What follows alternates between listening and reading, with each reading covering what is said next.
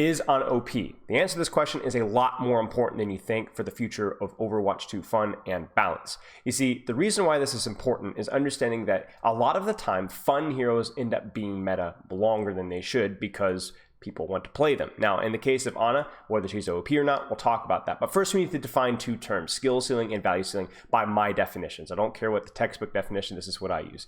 Skill ceiling is how difficult it is to get the absolute most value out of a hero, whether it's not just playing the hero to a GM level, but playing it to a quote-unquote perfect level. Hero like Tracer, Ball, Doomfist, extremely difficult heroes to master with all the text, the movement, the micro, the mechanics, and the positioning. Whereas a hero like Cassidy has a lot of mechanics as well, but his positioning is a lot simpler. So even though Cassidy is an extremely aim-reliant hero and maybe a stronger hero than something like a Doomfist or a Ball, his skill ceiling is actually lower, but his value ceiling right now is a little bit higher. Why? Because he's just kind of a stronger hero. A hero like Tracer has both a high skill ceiling and a high value ceiling because not only is she extremely difficult to play, maybe the most difficult hero in all of Overwatch 2, but she's also pretty strong right now. Now, Ana also falls in that category where I know that Ana has a relatively high skill ceiling to get every little bit of detail out of it, but she's also quite strong, at least in comparison to a lot of the other supports. So the problem with that is if we don't differentiate between the two, and we decide that, oh, Moira is not very good, it's actually very hard to play her in the top ranks. Yes, but there's not a lot to squeeze out of the character. So when we talk about balance, we have to be very careful about what do we want from the hero. Do we want easy heroes and hard heroes? Or do we want every easy hero to actually be viable at the top ranks? You see, if you look at pick rates really quick, here, let me actually tab over here. Ana's pick rate is clearly high. Like, let's not try and, let's not pull punches here. It's 9%. In fact, if we compare it to the entire cast, there isn't a hero in the game that's picked more than Ana. Now, this is a little bit of an unfair comparison because there are fewer support heroes than there are DPS and tanks, because you can only pick one tank hero. So this is a natural inflation through the rate of just being a support. But even if we isolate it to just support, she's still the most picked support hero. In ranked, she's relatively flexible. She's not super squishy. She has good range. She has a decent ultimate, decent impact. And while she's fairly hard to min-max, she's not super hard to get at least a little bit of value out of. Maybe back in Overwatch 1 days, this was differently, but in Overwatch 2, it's not as hard to get a decent level of value out of her. And I think overall, the player base has kind of figured out what to do to get value out of the hero. Now, why are pick rates this high? Couple of reasons. One, Ana is, I just think, I'm gonna use this term and I'm gonna hate myself for using it, but it's an objectively fun hero. I know that's a stupid use of the word, but literally the most OP hero. But she's a lot of fun. She's compared to a lot of the other supports, Batiste, Lifeweaver, Kiriko, Brig, Moy, Mercy, has a much broader appeal, especially for DPS and tank players that just might want to play the fun hero, right? If you have a DPS player, they're not gonna be playing Batiste. Well, they might be playing Batiste, but they're not gonna be playing Lifeweaver and Brig. They're going to play Zen, they're going to play Ana, they're going to play something like a Batiste. And Ana right now is relatively strong, so Ana is the first one. If you want to have direct fun impact with your sleeps, your nades, your shots, even Nano Boost, a fun ultimate to use, then you're going to play Ana. And you shouldn't necessarily punish Ana for being an actually very well-designed support, at least in terms of the playability and the fun of the support. There's a couple other reasons why. Synergy is a big one.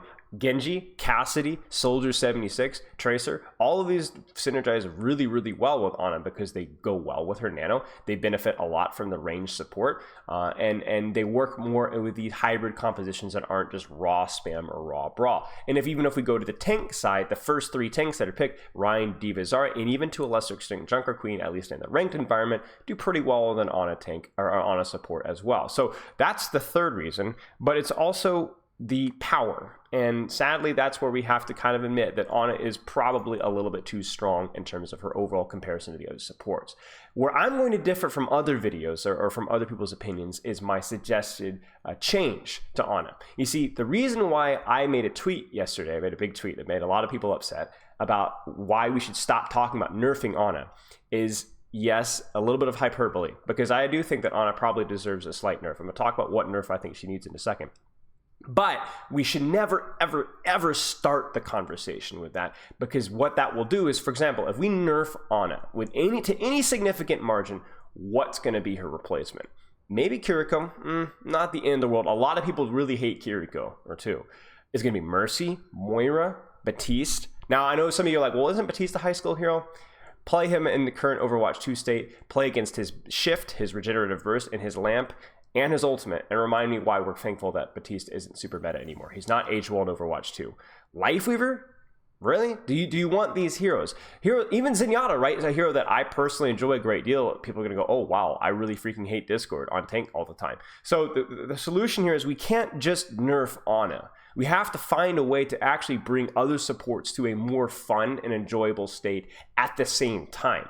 Some of the recent changes with Overwatch 2 have actually done this fairly well. Some of the Symmetra changes to changing her turret to where it actually provides scouting information, does less damage, her projectiles move faster. Even the thing with the Moira change where they increased the HOT on her spray, and they also allowed her to generate some of her healing resource while using a damage orb. This provides some complexity and some nuance to the hero, which puts some thought into it, makes it a little bit more challenging to play. Now, Moira is still a pretty brain dead support, but there's at least a little bit more nuance. And I think whatever we do in the support category, if we're going to nerf Ana, we also need to do more of that. Now, I'm not expecting a full rework for every support hero. Lifeweaver was a disaster. It made zero impact on the support meta. Probably the worst hero in Overwatch 1 or 2 release history. And he's a lot to blame for why Ana is OP right now, because the new heroes are supposed to provide a different look, and he did nothing. He did nothing. And everybody who knew this should have deserved some of the blame.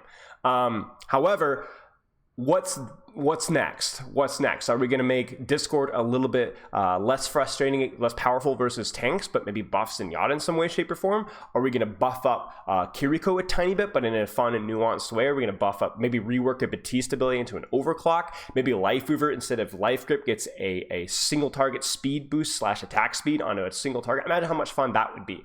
And all of these things would be more impactful buffs. Maybe give Mercy some of her mobility back, but make it more challenging to do. See, guys, we have to find a way to increase the skill ceiling and the value ceiling of many of these supports. We can't just buff them, because you're not going to want to play with them in a higher rank or even a medium rank. It's going to feel too easy to get value out of. And see, there's this misconception out there that you need easy heroes and hard heroes. Now, you can do that, but you can also make easy heroes have healthy value curves like any hero.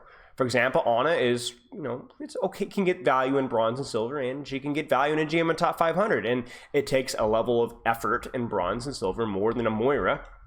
And it takes a level of effort in top 500 more than a Moira. Again, so why can't we do that with other heroes? The changes to Moira and Symmetra, and even honestly, some of the reworks to things like Bastion, which overall weren't exactly fully successful, but it's a step in the right direction, right?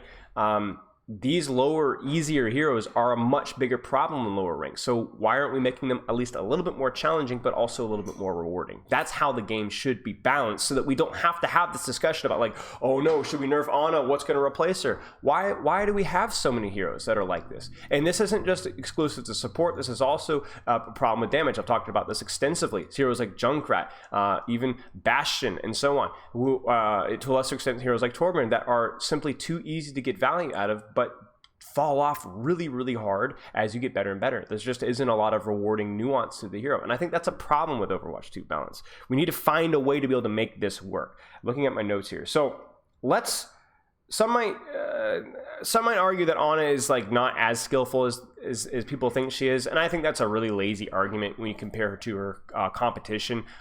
Yes, it can be easier to get value out of her, but compared to her competition, it's a silly argument. So what about a stale meta? Is a stale meta really that bad? I would say yes and no. I think it is important for us to have changes in a meta and not just to have the same meta for a long time. Kiriko Sojourn, I mean, how long did we have that as a meta? I mean, Ana, how long has she been meta in this current state? I agree with that. However, is it better to have a stale meta, or worse to have a stale meta, or is it worse to have a bad meta like Roadhog or Moira? I don't think I know the answer to that, and I don't think anybody knows the answer to that. It's way too nuanced. So our question shouldn't be which one is worse, but can we avoid both? And I think we can. You see, why is Ana OP? What can we do about it? People say that she's a jack of all trades, objectively strong, fundamentally imbalanced. You have two ultimates on a cooldown, essentially. They're just lazy arguments. You really can't debate with people like this. I think it's definitely important to note that she has powerful utility, but so do a lot of supports. She has more powerful utility in the right hands, though, and that's where some supports fall off a little bit. But other supports have equally frustrating abilities. You could describe any hero in a frustrating fashion. For example, I could say the highest DPS hero instantly will one clip you.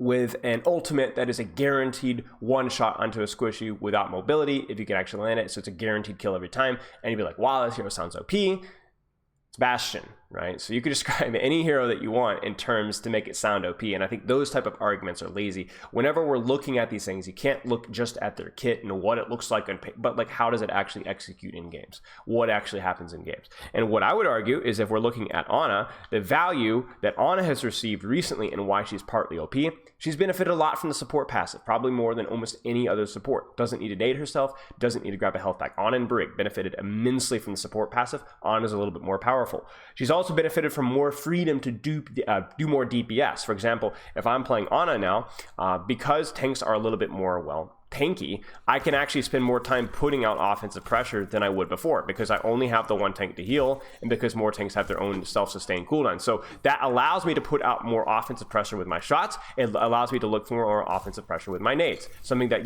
don't look at that. That's something that you were not as able to do in Overwatch 1. I think that's another objective thing to consider. There's also fewer shields. It's a little bit easier to land nades even if there are fewer targets. So what are the potential changes? Now remember, if we're looking to make a potential change, we should probably aim to make the hero a little bit trickier to get value out of, just a little bit trickier to get value of, but not something that would going to seriously punish higher rank play for people that are actually really good at the hero. My suggestion is I think the nade reduction on healing should remain the same. Anyone who says otherwise, I don't think it's a good change. However, it should be 100%. However, I think it should last 1 second less, should last 1 second less on tanks. So that if you're going to land a nade, it can be a very impactful nade, but a nade on a tank, it's not quite as impactful. So it's a little bit harder for you to, if you're just spamming nades on tanks off of cooldown, you're going to get a little bit less value than someone who's actually taking the time to aim and find more value elsewhere. You could shrink her clip size. There's a couple of other small tweaks that you can make, maybe with her damage and her healing. But overall, we want to allow her value setting to remain somewhat a little bit lower than it is right now, but not make her impossible to play and not punish better players at it. And remember that we also need this to be coincided by simultaneous changes to make the other supports more powerful and also a little bit harder to play. So you could probably figure out why this is such an important question to ask and answer, because if we can ask and answer this question right now, we can also ask and answer the question about whether we should nerf Genji or not. No, but we should probably take a look at Nanoblade. Should we nerf something like a Tracer? Probably not at all, but why aren't there more DPS heroes with her level of skill ceiling? What's the problem with Ball and Doomfist? Well, the problem with Ball and Doomfist is that it can be very, very challenging to get really good at those heroes, but you're still not going to be anywhere near to the closest to the strongest tank in the lobby. What's the problem with Orisa? Well, she's a lot of fun to play, and there's a lot of values, a skill ceiling to her, but the skill floor, how easy it is to just simply throw javelins and just stand there and exist, way too easy to get value out of that hero, and so on. So when we look at Overwatch 2, we need to be asking and answering these questions moving forward, in my opinion. So do we nerf Ana? Yes and no. Yes, but it needs to be coincided with some other changes simultaneously. Let me know what you think in the comments, and I'll chat with you later.